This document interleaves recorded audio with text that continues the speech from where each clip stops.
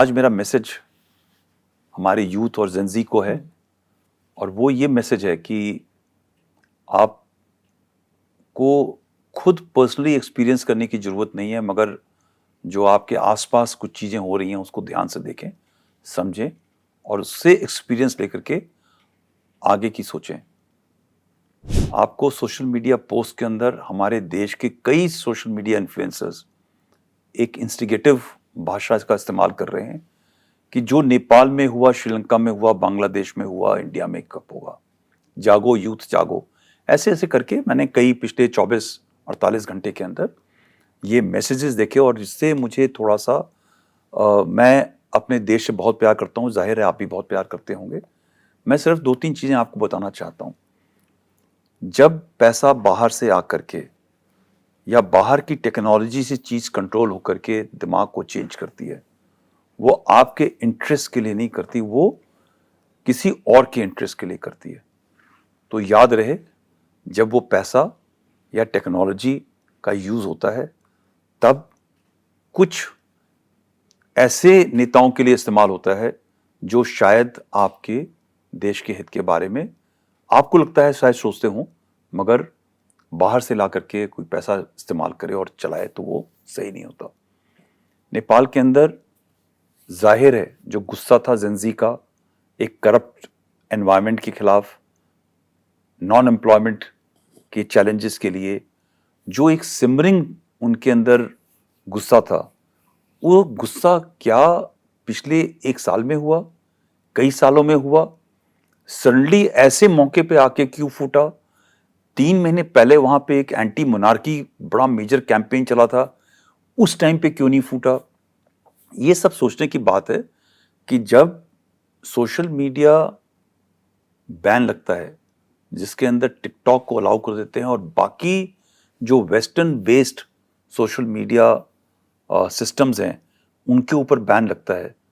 तो ऐसा क्या हो जाता है कि सडनली सारे युवा स्ट्रीट पे आकर के एक दूसरे को, घरों को जलाना, पुलिस को जलाना, पुलिस वालों को जान से मार देना, किसी एक महिला, वो भले ही एक किसी पुराने एक्स डिप्टी प्राइम मिनिस्टर की वाइफ रही हो, बट वो अबला है, वो किसी की माँ है, किसी की पत्नी है, किसी के कई रिश्तेदार होंगे उसको, उन सबको ऐसे जला देना, क्या ये शोभा देता है? आज जब आप वीडियोस के ऊपर पिक्चर देखते हैं तो सामान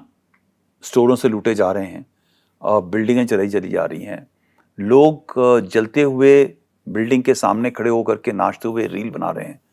क्या ये सब चीज़ें आप हमारे देश के अंदर और बाहर किसी बैठे हुए लोगों के इंस्टिगेशन पे होना चाहोगे, देखना चाहोगे? ये सोचने की बात है। जिम्मेदारी लेना और जिम्मेदारी दिलवाना दोनों में बहुत फ़र्क होता है। अगर आप जिम्मेदारी लेना चाहते हैं तो, और आपको लगता है कि हमारे देश के अंदर कोई चीज़ें गलत हैं, तो आप पढ़ाई करिए, जिम्मेदारी उठाइए, हमारे देश के अंदर डेमोक्रेसी है, इलेक्शन लड़िए, उस ओहदे पे आइए जहाँ पर आकर के वो चेंज कर सकें, और एक एग्जाम्पल भी सेट करिए कि आप उस काबिल हैं कि एक लंबे दूरी के लिए, लंबे समय में चल करके अपने देश के लिए कुछ आप अच्छा कर सकते हैं। तब किसी के इशारे के ऊपर सड़क के ऊपर आने की सोचें, वरना जब आप एक घर जलाएंगे या कहीं पे कुछ गलत काम करेंगे, याद रखिए कि आपकी भी बहन, आपके भी माता पिता, आपके भाई, आपके दोस्त किसी और शहर में, कहीं और किसी दूसरे यूथ के पत्थर के जलने के शिकार होने के चांसेस ज़्यादा हैं। हमारे देश के अंदर बहुत ही एक अच्छा माहौल है, प्रगति का माहौल है, और उस माहौल से जलन बहुत बाहर के लोगों को है। उससे बच के रहें, उनकी निगाहों से बच के रहें, अपने देश को सुरक्षित रखें, अपने देश के बारे में सोचें। जय हिंद, जय भारत,